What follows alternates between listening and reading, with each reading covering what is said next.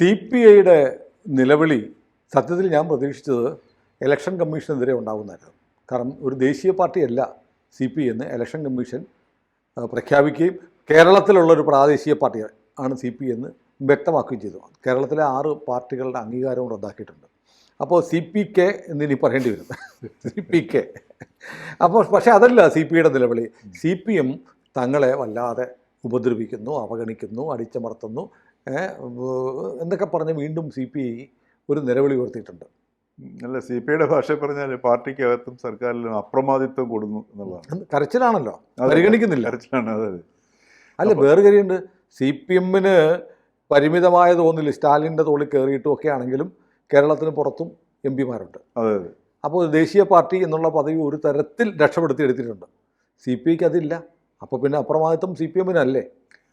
മാത്രമല്ല CPI ഇപ്പോൾ ഈ പറഞ്ഞ കുറച്ച് MLA മാരുമായിട്ട് നിൽക്കുന്നത് ഒരു പരിധിവരെ CPMൻ്റെ ഔദാര്യം കൂടെയാണ്. അത് നമ്മൾ നിഷേധിച്ചിട്ട് കാര്യമില്ല. ഇപ്പോൾ ഉദാഹരണത്തിന് CPIക്ക് മിക്കവാറും എല്ലാ ജില്ലകളിലും ഒക്കെ അത്യാവശ്യം സാന്നിധ്യമുണ്ട്, ഇല്ലയെന്ന് പറയുന്നില്ല. പക്ഷേ ഏതെങ്കിലും ഒരു മണ്ഡലത്തിൽ അല്ലെങ്കിൽ നിന്ന് കഴിഞ്ഞാൽ മൂന്നാമത് പോലും വരാനുള്ളൊരു സാധ്യത CPIക്ക് നിലവിൽ കേരളത്തിലില്ല. ഉണ്ടോ? എൻ്റെ ഒരു തമാശ പറയാം. എൻ്റെ നാട്ടിൽ ഒരു സമുദായ സംഘടനയുടെ പ്രവർത്തകനായിരുന്ന ഒരാൾ അങ്ങനെ സമുദായ സംഘടനാ പ്രവർത്തനം മതിയാക്കി ഏതെങ്കിലും രാഷ്ട്രീയ പാർട്ടി ചേരണം. അപ്പോൾ സ്കോപ്പുള്ള പാർട്ടി കമ്മ്യൂണിസ്റ്റ് പാർട്ടികളാണ്. CPM ചേരണോ CPI ചേരണോ എന്ന് തീരുമാനിച്ചു. അപ്പോൾ അദ്ദേഹത്തോട് ഒരാൾ പറഞ്ഞു, CPM എന്ന് പറഞ്ഞാൽ ഒരുപാട് നേതാക്കന്മാരും ഒരുപാട് അണികളും ഒക്കെ ഉള്ളതാണ്. അപ്പോൾ CPI ആണ് നമുക്ക് വളരെ കുറച്ച് പേരുള്ളൂ. ചെന്ന ഉടനെ നീ നേതാവെന്ന് പറഞ്ഞു. അങ്ങനെ അദ്ദേഹം ഒരു വലിയ നേതാവായി. ചിലപ്പോഴെങ്കിൽ വലിയ ഈ പറഞ്ഞ സ്ഥാനങ്ങളും കിട്ടാം. അതെ അതെ. അപ്പോൾ അതിൻ്റെ ഒരു സംഗതി ഇതാണ്. അത് ശരിക്കും പറഞ്ഞാൽ ഇവർ ഈ വിലപിച്ചിട്ട് കാര്യമില്ല. ഇപ്പോൾ ഈ പറഞ്ഞതുപോലെ അവർക്ക് കിട്ടുന്ന ഔദാര്യത്തെ കൂടെ അവർ കാണണം. കാര്യം ഇപ്പോൾ CPIക്ക് എത്ര മന്ത്രിമാരുണ്ട്? ഒരു നിഷ്പക്ഷമായിട്ട് ആലോചിച്ച് നോക്കിക്കഴിഞ്ഞാൽ CPMൻ്റെ അംഗസംഖ്യയും അതേപോലെ തന്നെ CPIയുടെ ഒരു ശക്തിയും വെച്ച് നോക്കിക്കഴിഞ്ഞാൽ എനിക്ക് തോന്നുന്നില്ല ഇത്രയും മന്ത്രിസ്ഥാനം അവർക്ക് കിട്ടാൻ യോഗ്യതയുണ്ടെന്നുള്ളത്. അതെ അതെ, അത് ശരിയാണ്. CPM കാണിക്കുന്ന ഒരു ഒരു ഔദാര്യം ഉണ്ട് അതിനകത്ത്. അപ്പോൾ അത് സ്വാഭാവികമായിട്ടും അവർ CPM എന്ന് പറഞ്ഞു കഴിഞ്ഞാൽ അവർക്ക് ലോകത്തൊന്നിനോടും അവർ CPMൻ്റെ സമീപനം എന്ന് പറഞ്ഞു കഴിഞ്ഞാൽ മനുഷ്യത്വപരമായ സമീപനം അല്ലല്ലോ. എന്നാൽ CPIക്കാരോടുണ്ടെന്നാണോ പറയുന്നത്? അല്ല, CPIക്ക് അത് മനസ്സിലായിട്ടില്ലായിരുന്നുള്ളതാണ്. CPMനൊരു പരിഗണനയൊക്കെ ഉണ്ട് നമ്മളോടെന്നുള്ളത് CPIക്ക് മനസ്സിലായിട്ടില്ല എന്നുള്ളതാണ്. കാര്യം അവർക്ക് കിട്ടിയ സംഗതിയിൽ അവർ സന്തോഷിക്കുകയാണ് ചെയ്യേണ്ടത്. സ്വാഭാവികമായിട്ടും അത്രയും കിട്ടുന്ന സമയത്ത്, ഈ ഔദാര്യം കിട്ടുന്ന സമയത്ത് ഔദാര്യമാണ് എന്നുണ്ടെങ്കിൽ എപ്പോഴും യജമാനൻ്റെ ഒരു യജമാനത്വം ഉണ്ടാവും. അതില്ല, ഔദാര്യമാണെങ്കിൽ അതെല്ലാവരും ന്യായമായ രീതിയിൽ ഷെയറിംഗ് ആണെങ്കിൽ അത് വരത്തില്ല. CPM ഔദാര്യമാണെന്ന് അറിയാം. തീർച്ചയായിട്ടും ഔദാര്യമാണ്. കാരണം ഇപ്പം പിന്നെ CPIക്ക് ഒരു ഒറ്റ പാർട്ടി എന്ന നിലയിൽ ഈ പറഞ്ഞ നേതാക്കൾ മാത്രമേ കൂടുതലുള്ളൂ. നേതാക്കളുടെ കാര്യം പറയുമ്പോൾ ഞാനൊരു കാര്യം പറയാം. CPMലെ നേതാക്കന്മാർ, സംസ്ഥാന നേതാക്കന്മാരെ എടുക്കുക, CPIയിലെ സംസ്ഥാന നേതാക്കന്മാരെ എടുക്കുക. കുറച്ചുകൂടെ ജെന്യുവനായിട്ട് തോന്നുന്ന അല്ലെങ്കിൽ കറപ്റ്റിൽ അല്ലാത്ത, അഴിമതി അങ്ങനൊന്നും ബാധിക്കാത്ത കുറേയേറെ നേതാക്കന്മാർ CPIയിലുണ്ട്. CPIയിൽ തീർച്ചയായിട്ടും ഉണ്ട്. അതില്ലാതെ ഞാൻ പറയുന്നത്. ഇപ്പോൾ പന്ന്യൻ രവീന്ദ്രനെ മുതലിങ് എടുത്ത് നോക്കുക. പന്ന്യൻ രവീന്ദ്രൻ, മുല്ലക്കര രത്നാകരൻ, ഇങ്ങനെയൊക്കെ പറഞ്ഞാൽ ഇപ്പോഴും പഴയകാല കമ്മ്യൂണിസ്റ്റുകാരെ കുറിച്ചുള്ള ചില വിശ്വാസങ്ങളുണ്ടല്ലോ. ആ പാതയിൽ സഞ്ചരിക്കുന്ന കുറേ നേതാക്കന്മാർ CPIയിൽ നിന്ന് പറയുമ്പോൾ കമ്മ്യൂണിസ്റ്റ് പാർട്ടിയിൽ പറയാൻ പറ്റും. CPMൽ ആരോപണങ്ങൾക്കിരയാവാത്ത എത്ര പേരുണ്ട്? CPM അത് വളരെ കുറവാണ്.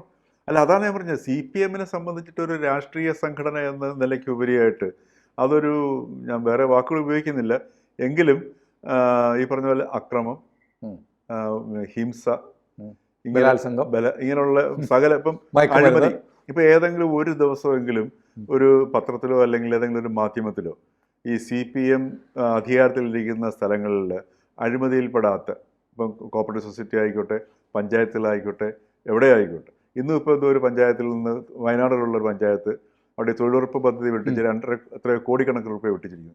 ഇവിടെ എല്ലാം CPM ആണ് വരുന്നത്. അതുപോലെ ഈ ബാങ്കിന്റെ കാര്യം പറയുമ്പോൾ തിരുവനന്തപുരത്ത് ഒരു സഹകരണ ബാങ്കിൽ CPI ഉണ്ട്, വലിയ ഉള്ള നടത്തിയിട്ടുണ്ട്. കരുവന്നൂർ മോഡൽ. അതെ അതെ. അയാളുടെ മകനും എല്ലാം അവിടെ ചേർന്നു. അതെ. CPIയുടെ ഒരു പ്രത്യേകത എന്ന് പറഞ്ഞാൽ അവർക്കൊരു മൈൽഡ് സ്വഭാവമുണ്ട്. ഉദാഹരണത്തിന് കേരളത്തിലെ കൊലപാതകങ്ങൾ എടുത്ത് നോക്കുക. ഇപ്പോൾ CPI വേഴ്സസ് കൊലപാതകങ്ങൾ ഒന്നുമില്ല. ആരുടെ മെറ്റിട്ട് കയറാനൊന്നും അത് അവർക്കൊരു ഒരുത്തിൻ്റെ ഒരു റിഫൈൻഡ് ഫേസ് CPIക്കാണ്. അതില്ലാതെ നമ്മൾ പറഞ്ഞിട്ട് കാര്യമില്ല. അത് ഇത്തിരി ഒരു ആൾക്കാർക്ക് അപ്രോച്ചബിൾ ആണ്, കുറച്ചുകൂടെ സ്വീകാര്യതയുണ്ട്. മാത്രമല്ല ചിരിക്കുന്ന നേതാക്കന്മാരുണ്ട് അതിനകത്ത്. സി പി ഐ ഇഷ്ടം പോലെ ചിരിക്കുന്ന നേതാക്കന്മാരുണ്ട്. CPI അതല്ലോ, CPI സംസ്ഥാന കമ്മിറ്റി കണ്ടു കഴിഞ്ഞു കഴിഞ്ഞാൽ, CPM സംസ്ഥാന കമ്മിറ്റി കണ്ടു കഴിഞ്ഞാൽ ശരിക്കും പറഞ്ഞാൽ ഈ ആയുർവേദം മരുന്ന് അവിടെ സപ്ലൈ ചെയ്യണമെന്ന് തോന്നും. കാര്യം എല്ലാവരുടെ ഈ ടെലിവിഷൻ കാണുന്ന സമയത്ത് ശ്രദ്ധിച്ചു നോക്കുക, CPIയുടെ സംസ്ഥാന കമ്മിറ്റിയുടെ ചിത്രം കാണിക്കുകയാണെങ്കിൽ CPMന്റെ ഈ സംസ്ഥാന കമ്മിറ്റി യോഗത്തിലിരിക്കുന്ന കക്ഷികളെല്ലാം കഷായം കുടിച്ചിട്ടിരിക്കുന്ന പോലെയാണ്. കഷായം കുടിച്ചിട്ടോ അതല്ലെങ്കിൽ എന്തോ വയറിന്റെ പ്രശ്നം ഉണ്ടായിട്ട് മലബന്ധ ഭാവം പോലെയാണ് അവരുടെ ആ ഫേസിന്റെ എക്സ്പ്രഷൻ എന്ന് പറയുന്നത്. മാത്രമല്ല ഈ വല്ലാണ്ട് കട്ടിപ്പശയിട്ട് ഈ തമിഴ്നാട്ടുകാരൻ കഴുത്ത് മുറിഞ്ഞു പോകുന്ന രീതിയിലുള്ള വസ്ത്രമൊക്കെ എടുത്തിട്ടുള്ളൂ. അപ്പൊ ഇത് അവരുടെ ഒരു പൊതു സ്വഭാവമാണ്. അപ്പൊ CPI ഈ പറഞ്ഞ പോലെ അവർക്ക് ഇത് അവർക്ക് തിരിച്ചറിവ് ഇപ്പോഴാണ് സഹിക്കാൻ വയ്യാത്തതിന്റെ പ്രശ്നം കൊണ്ടായിരിക്കണം അവരെന്തെങ്കിലും പറഞ്ഞിരിക്കുന്നത്. കാര്യം ഈ ഔദാര്യം കിട്ടിക്കഴിഞ്ഞാലും ഈ ഔദാര്യം കൊടുക്കുന്ന വ്യക്തിക്കുള്ള യജമാനൻ്റെ ഒരു സ്വഭാവമുണ്ട്. അതായത് ഈ ഒരു വലിയൊരു നേതാവ്, അദ്ദേഹത്തിൻ്റെ പേര് ഞാൻ പറയുന്നില്ല, കേരളത്തിലെ ഏറ്റവും പ്രശസ്തനായ ഒരു നേതാവാണ്, അദ്ദേഹം ജീവിച്ചിരിപ്പല്ല, അതുകൊണ്ടാണ് ഞാൻ പേര് പറയാത്തത്. അദ്ദേഹം പറയുന്നുണ്ട്, നമ്മൾ ഒരാളെ അടിമയാക്കി കഴിഞ്ഞാൽ ആ അടിമയുടെ പുറത്ത് എപ്പോഴും നമ്മൾ ചവിട്ടിക്കൊണ്ടിരിക്കണം. ചവിട്ടി നിന്ന് കഴിഞ്ഞാൽ കുറച്ച് കഴിയുമ്പം ചവിട്ട് കിട്ടിയില്ലെങ്കിൽ അയാൾക്ക് തോന്നും അയാൾ അടിമയല്ല എന്ന്. അത് അപകടമാണ്. അപ്പോൾ അതുകൊണ്ട് അയാളെ എപ്പോഴും ഇടയ്ക്കിടയ്ക്ക് ഇങ്ങനെ ചവിട്ടിക്കൊണ്ടിരിക്കണം എന്ന് പറഞ്ഞതുപോലെയാണ് ഈ CPIയുടെ അടുത്ത് ചെയ്യുന്നത് സാർ. അപ്പോൾ ഈ ഇടക്കാലത്ത് ഈ പറഞ്ഞ പോലെ മറ്റു പല പ്രശ്നങ്ങൾ കാരണം ഈ ചവിട്ട് കിട്ടാതിരുന്ന സമയത്ത് CPI വിചാരിക്കും ഞങ്ങൾക്ക് എന്തോ ഒരു പ്രത്യേക അസ്തിത്വമൊക്കെ ഉണ്ടാവുമെന്ന്. അപ്പോഴാണ് ഒരു ചവിട്ട് കൊടുക്കുന്നത്. അപ്പോൾ ആ ചവിട്ട് കിട്ടുമ്പോഴാണ് ഈ CPI പറയുന്നത് ഇങ്ങനെ എന്നെ ചവിട്ടുതെന്ന് പറയുന്നത്. അപ്പം അതിനകത്ത് പ്രത്യേകിച്ച് കാര്യമൊന്നുമില്ല. മാത്രമല്ല CPI മന്ത്രിമാരുടെ അവസ്ഥയെത്തുന്നു. അവരുടെ വകുപ്പ് അവർക്ക് ഒന്നാമത്തെ കാര്യം, ഒറ്റ CPI മന്ത്രി പോലും ഭാവനയുള്ളൊരു മന്ത്രി നമ്മുടെ ഈ മന്ത്രിസഭയ്ക്കകത്തില്ല. പിന്നെ രണ്ടാമത്തെ കാര്യം, അവർക്കുള്ള ഭാവന വെച്ചിട്ട് ഭരിക്കാനുള്ള ഫണ്ട് കിട്ടുന്നുണ്ടോ? അതുമില്ല. ഇപ്പൊ സിവിൽ സപ്ലൈസിന്റെ ഒക്കെ അവസ്ഥ എടുത്ത് നോക്കുക, പരമദയനീയമാണ്.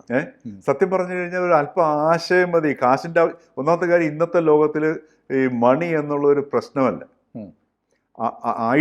ഐഡിയാസ് ഉണ്ടെങ്കിൽ, ഭാവനാത്മകമായ ഐഡിയാസ് ഉണ്ടെങ്കിൽ, അത് മന്ത്രി ആയിക്കോട്ടെ, മന്ത്രിയുടെ സ്റ്റാഫിൽ ഒരുത്തനുണ്ടായാലും മതി, മന്ത്രിയെ സ്വീകരിക്കുകയാണെങ്കിൽ ആ ഐഡിയാസ് ഉണ്ട്. അപ്പോൾ ഈ സിവിൽ സപ്ലൈസ് കോർപ്പറേഷനൊക്കെ എത്ര ഗംഭീരമായിട്ട് കേരളത്തിൽ വിപ്ലവകരമായിട്ട് മാറ്റാൻ പറ്റും.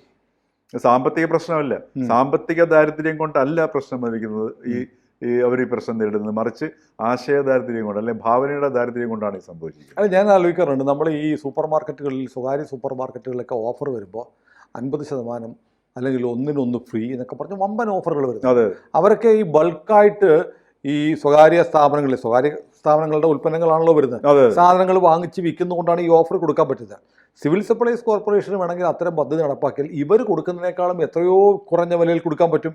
എത്രമാത്രം നെറ്റ്വർക്കാണ്, നമ്മുടെ റേഷൻ കടകളെ പോലും ഉപയോഗിക്കാം. ഞാൻ പറയുന്നത് സിവിൽ സപ്ലൈസ് കോർപ്പറേഷൻ ഒരു അല്പം ഈ പ്രൈവറ്റ് സെക്ടർ ഉപയോഗിക്കുന്നതിൻ്റെ ഭാവനയുടെ ഒരു 10% ഉപയോഗിക്കുകയാണെങ്കിൽ ഇത് ഭയങ്കര ഒരു സംഭവമായിട്ട് ഭയങ്കര ഫ്ലറിഷിയും ആളുകൾക്ക് വിലക്കയറ്റത്തെ പിടിച്ചു നിർത്താൻ പറ്റും. എന്തിനാണ് ഈ ഒന്നെടുത്താൽ 1 ഫ്രീ ഈ സൂപ്പർ മാർക്കറ്റുകൾ കൊടുക്കുന്നത്? അതിന്റെ കാരണം എന്ന് വെച്ചാൽ അത് ക്രൗഡ് പുള്ളിങ് ആണ്. അതെ, നിങ്ങൾ ഇതും പറഞ്ഞ് വരുന്ന ഒരു വ്യക്തി അവിടെ നിന്ന് ഒരു 20 സാധനം അഡീഷണൽ വാങ്ങിച്ചുകൊണ്ട് പോകും. അപ്പോൾ ഇതൊക്കെയാണ് ഇതിന്റെ ഒരു മാർക്കറ്റിംഗ് ഭാവനയെന്ന് പറയുന്നത്. ഇതൊന്നും ഇല്ലാത്ത ഈ പറഞ്ഞ പോലെ എന്നാണോ സിവിൽ സപ്ലൈസ് കോർപ്പറേഷൻ തുടങ്ങിയത് അന്നത്തെ സോഷ്യലിസ്റ്റിക് ആശയങ്ങൾ വെച്ചിട്ട് ഇപ്പോഴും നടത്തിക്കൊണ്ടിരിക്കുകയാണ് ചെയ്യുന്നത്. എന്നിട്ട് നിലവിളിക്കുക ഞങ്ങൾക്ക് സാധനം വാങ്ങിക്കാൻ കാശില്ലെന്ന്. അപ്പം ഈ രീതിയിലുള്ള ഒരു അവസ്ഥയാണ് ഇപ്പോൾ CPIയുടെ അവസ്ഥ. അവരുടെ ഒരു ഈ പറഞ്ഞ പോലെ CPM ഒരു മുരടിപ്പിനെ നേരിടുന്നുണ്ട്. അവർ തുടർന്ന് വന്നിരുന്ന പണ്ടുണ്ടായിരുന്ന ഒരു പുരോഗമനമുഖമൊക്കെ പണ്ടുണ്ടായിരുന്നു. ഇന്നിപ്പോൾ അതിൽ നിന്നൊക്കെ പോയിട്ട് അവരുടെ വൈകൃതമായിട്ട് പോലും അവർക്ക് മുമ്പോട്ട് പോകാൻ പറ്റുന്നില്ല. അത്ര ഒരു സാഹചര്യത്തിൽ ആശയപരമായിട്ടോ ഭാവനാത്മകമായിട്ടോ വേണമെങ്കിൽ എന്തെങ്കിലുമൊക്കെ ചെയ്യാൻ പറ്റുന്ന ഒരു വിഭാഗമാണ് ഈ CPI ഉണ്ടായിരുന്നു പറയുന്നത്. ഞാൻ ഇടയ്ക്ക് നമ്മൾ ഇത് CPIയുടെ കാര്യം പറയുമ്പോൾ നമ്മൾ തുടക്കത്തിൽ പറഞ്ഞത് ദേശീയ പാർട്ടി എന്നുള്ള അംഗീകാരം പോയി എന്നുള്ളതാണ്. പക്ഷെ പണ്ടൊക്കെ CPM ആണ് കേരളത്തിൽ വലിയ പാർട്ടിയെങ്കിലും കേരളം വിട്ടാൽ വല്ലയിടത്തുമൊക്കെ സാന്നിധ്യവും ശേഷിയും ഒക്കെ ഉള്ള പാർട്ടി CPI ആയിരുന്നു. തീർച്ചയായിട്ടും. പക്ഷേ CPI വടക്കേ ഇന്ത്യയിലും വല്ലാതെ ക്ഷീണിച്ചു പോയല്ലോ. അതെ, വടക്കേ ബീഹാറിലൊക്കെ CPI വേണ്ടൊരു നല്ല ശക്തിയായിരുന്നു.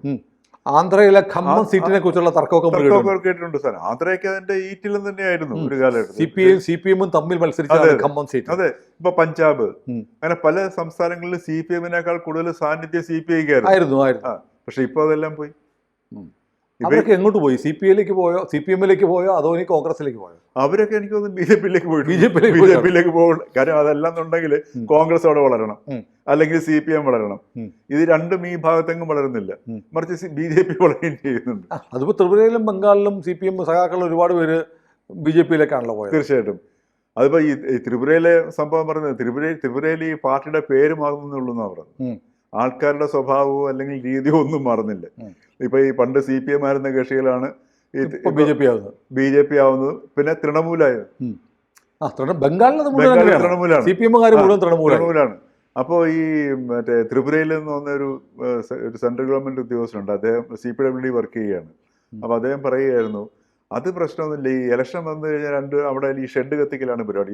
വീടുകൾ എന്നൊക്കെ പറഞ്ഞാൽ ഷെഡ് പോലുള്ള സാധനങ്ങളാണ്, അത് കത്തിക്കില്ല. പണ്ട് CPM-കാർ കത്തിക്കുമായിരുന്നു, ഇപ്പൊ ഒരു തൃണമൂല് കത്തിക്കും. ഈ വ്യത്യാസമുള്ളൂ എന്നാണ് പറയുന്നത്. അപ്പൊ ഈ രീതിയിലൊക്കെ ഉള്ള ഒരു രാഷ്ട്രീയ പശ്ചാത്തലത്തിലാണ് സത്യം പറഞ്ഞാൽ ഇവിടെ നമ്മുടെ പാവം CPI അവരേതോ ഒരു സ്വപ്നലോകത്തിലാണ്. ഒന്നാമത് ബിനോയ് വിശ്വത്തിന്റെ പ്രസംഗങ്ങളൊക്കെ എടുത്ത് നോക്കിയാൽ മതി, അദ്ദേഹമൊക്കെ ഏതോ ഒരു സ്വപ്നലോകത്തിലാണ് അദ്ദേഹം. യാഥാർത്ഥ്യമായിട്ട് യാതൊരു ബന്ധമില്ലാതെ സ്വപ്നലോകത്തെ ബാലഭാസ്കരല്ലേ വളരെ പിന്നെ എന്താ പറയുക കാൽപ്പനികമായ ആശയങ്ങൾ മുന്നോട്ട് വയ്ക്കുകയും അതിൽ സ്വപ്നം കാണുകയും ഈ സ്വപ്നത്തിൽ സുഖിക്കുകയും ചെയ്യുന്നു. അത് ഈ കമ്മ്യൂണിസ്റ്റുകാരുടെ അഭിരമിക്കുക. ഈ യാഥാർത്ഥ്യത്തിലേക്ക് വരണമെന്നില്ല, ഒരു നല്ല ആശയം കിട്ടിയാൽ മതി, അതങ്ങ് ലഹരിയിലേക്ക് കൊണ്ടുപോയി ആസ്വദിക്കുന്നു. ഇതാണ് ഈ കമ്മ്യൂണിസ്റ്റുകാരുടെ വലിയ പ്രശ്നം. അതാണ്. പക്ഷെ CPM അതില്ല. അപ്പോൾ CPM കമ്മ്യൂണിസ്റ്റ് പാർട്ടി അല്ലാണ്ടായി മാറി. CPM ഏതാണ്ട് CPM ഇപ്പൊ അതും ഇല്ലാത്തൊരവസ്ഥയായി, സ്വപ്നങ്ങൾ പോലും ഇല്ലാത്തൊരവസ്ഥയായി. അതാണ് CPM പറ്റിയിരിക്കുന്ന അബദ്ധം എന്ന് പറയുന്നത്. ഏതായാലും CPI എന്നുള്ള പാർട്ടി ഭേദപ്പെട്ടൊരു പാർട്ടിയായിരുന്നു. ആളുകൾക്ക് ഇപ്പോഴും ഭേദപ്പെട്ട പാർട്ടി തന്നെയാണ്. പക്ഷേ അതിലേക്ക് ആളുകൾ ആകർഷിക്കാൻ കഴിയുന്നില്ല അവർക്ക്. അത് യാഥാർത്ഥ്യമാണ്. ആകർഷിക്കാൻ വേണ്ടി ഒന്നാമത് നേതാക്കന്മാരെ ആകർഷിക്കുന്നില്ല, ആശയം ആകർഷിക്കുന്നില്ല.